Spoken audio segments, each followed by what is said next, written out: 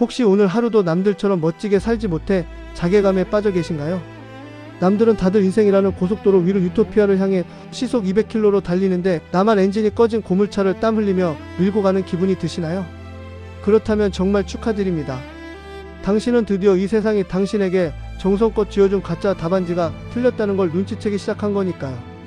우리는 평생 조금만 더 노력하면 행복해질 거야, 성공해서 돈만 많아지면 평안해질 거야 라는 세상의 감언이설에 속아왔습니다. 그런데 이상하지 않나요? 왜 가질수록 더 불안하고 정점에 올라갈수록 마음은 더 시커멓게 타들어갈까요? 오늘 저는 여러분의 안일한 신앙과 뒤통수를 아주 서늘하게 갈겨줄, 하지만 결국엔 당신을 진짜 살리게 될 이야기를 시작하려 합니다. 어쩌면 당신이 지금까지 믿어온 그 구원의 정의가 오늘 이 짧은 시간 안에 통째로 뒤바뀔지도 모릅니다. 만약 이 이야기를 끝까지 듣지 않는다면 당신은 내일도 여전히 밑빠진 독에 소중한 인생을 들이부으며 왜 내 마음은 채워지지 않지? 라며 절망하고 있을 겁니다. 자, 이제 당신이 억지로 붙들고 있던 그 지저분한 인생의 도화지를 미련 없이 찢어버릴 준비가 되셨나요? 과연 우리가 그토록 갈망하는 구원이란 진리는 대체 어디에 숨어 있는 걸까요?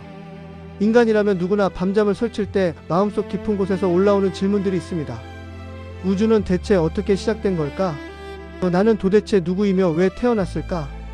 왜 세상은 이토록 고통스럽고 문제는 끊이지 않는 걸까? 그리고 마지막 질문, 과연 이 지옥 같은 현실에서 벗어날 방법은 있는가? 입니다. 사실 이 복잡한 질문들을 딱 한 단어로 요약하면 바로 구원입니다. 놀랍게도 모든 인간은 자기가 의식하든 못하든 자신의 구원의 목을 매며 살아갑니다. 이 문제를 해결하기 위해 누군가는 종교를 만들고 누군가는 거창한 이념이나 사상을 내놓기도 하죠. 마치 나이키가 인생은 짧으니 일단 즐겨 저스트 두잇이라고 외치며 우리를 유혹하는 것처럼 말입니다. 하지만 그렇게 신나게 뛰고 즐기면 정말 우리 안에 근원적인 공허함이 채워지던가요? 인류의 스승이라 불리는 공자는 인간의 고통이 예의가 사라진 데서 온다고 믿었습니다. 삼강 오륜을 지키고 도덕적인 인간이 되어라. 그러면 고통 없는 낙원이 올 것이다. 참 듣기 좋은 소리 아닙니까? 하지만 냉정하게 역사를 돌아보십시오. 유교를 국교로 삼고 예의를 목숨처럼 소중히 여겼던 조선시대 500년이 어땠나요? 겉으로는 예의를 숭상했지만 속으로는 그 어느 때보다 치열한 당파 싸움과 내분으로 얼룩진 시대였습니다. 도덕적 수양으로 구원에 이르겠다는 발상은 마치 깨진 그릇에 정성을 다해 물을 채우려는 시도와 같습니다. 그런데 인간의 고통을 아예 가짜라고 치부해 버린 사람들도 있었습니다. 그들은 인간이 겪는 모든 고통과 희로애락이 사실은 가짜라고 말합니다. 하지만 사랑하는 자식을 잃은 부모의 피눈물이 정말 환상입니까? 결국 범실론적 종교의 가르침은 인간이 마주한 비참한 현실로부터 눈을 감게 만드는 정신적 마취제에 가깝습니다. 오직 눈에 보이는 물질만으로 지상 낙원을 만들겠다고 호언장담한 천재들이 나타났습니다. 인간의 고통은 마음의 문제가 아니라 배고픔과 계급의 문제다. 라고 말이죠.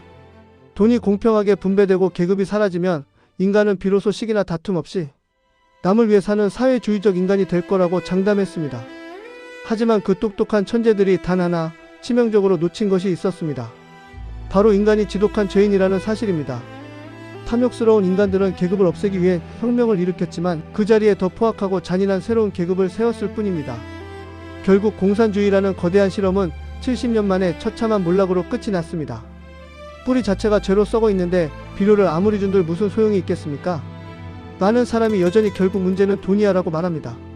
제가 살던 동네에는 땅값이 자고 나면 올라서 주체할 수 없을 만큼 돈이 많은 이른바 졸부들이 많았습니다. 그 풍요 속에서 자란 7명의 친구 중 1명은 스스로 목숨을 끊었고 2명은 마약에 빠져 감옥에 갔습니다. 물질적인 필요가 완벽하게 채워졌는데 왜 그들은 평안 대신 파멸을 선택했을까요? 힘을 추구하는 삶은 결코 안식을 주지 못합니다. 오히려 더 큰 자극과 쾌락을 갈구하게 만들며 인간을 고립시킬 뿐이죠. 당신이 꿈꾸는 천국은 혹시 다이아몬드가 깔린 강남 아파트의 확장판은 아닌가요? 만약 그렇다면 죄송하지만 당신은 하나님을 믿는 게 아니라 기독교의 탈을 쓴 변종 공산주의를 믿고 있는 겁니다. 내가 원하는 유익을 채워주기 때문에 하나님을 찾는 것을 우리는 기복신앙이라고 부릅니다. 우리가 그토록 원하던 좋은 차, 넓은 집, 화려한 명예를 가졌을 때 그 기쁨이 얼마나 가던가요? 한 달? 1년? 결국 금방 실증나고 허무해지지 않았습니까? 성경이 말하는 진짜 천국은 그런 물질의 파라다이스가 아닙니다. 나를 위해 목숨까지 버리신 그 사랑의 하나님과 영원히 함께하는 것, 그분과의 관계가 회복되는 것 자체가 천국의 핵심입니다. 세상을 움직이는 힘에 논리해줄 되기 위해 고향까지 속이는 한 남자의 불쌍한 풍경이 있습니다. 전라도 상사가 부하 직원에게 묻습니다. 고향이 어디냐고 묻자 목포 옆인데요라고 대답하는 게 아니겠습니까? 당황한 상사가 목포 옆 어디냐고 대묻자 배 타고 3시간은 가야 하는 섬이라며 횡설수설하더군요. 힘이 있는 곳이라면, 나에게 유익을 줄 만한 곳이라면 언제든 가면을 쓰고 철새처럼 옮겨 다니는 삶이죠. 기독교는 그런 비참한 생존 경쟁에서 승리하는 법을 가르치는 종교가 아닙니다. 오히려 그 힘의 질서에서 탈출해 영원한 하나님 나라를 소망하는 전혀 다른 차원의 삶으로 우리를 초대합니다. 하나님께서 우리에게 새해, 3달, 3시간을 끊임없이 나누어 주시는 이유가 무엇일까요? 마치 도화지에 그림을 그리다 망쳤을 때 그것을 미련 없이 구겨버리라는 하나님의 배려입니다. 작년에 실패했니? 죄에 졌니? 하나님을 실망시켰니? 괜찮다. 그 도화지는 내가 치워주마. 여기 새 도화지가 있으니 다시 그려보렴. 이것이 우리를 향한 하나님의 마음입니다. 성경은 우리에게 단 한 가지 경건을 연습하라고 권면합니다. 하나님 한 분만으로 충분하다는 것을 삶으로 맛보고 증명해내는 진짜 경건 말입니다. 이제 당신 앞에 놓인 깨끗한 새 도화지 위에 오직 하나님을 사랑하고 이웃을 품는 아름다운 천국의 그림을 그려가시길 바랍니다. 당신의 붓끝에서 시작될 그 거룩한 변화를 하나님께서 미소 지으며 지켜보고 계십니다.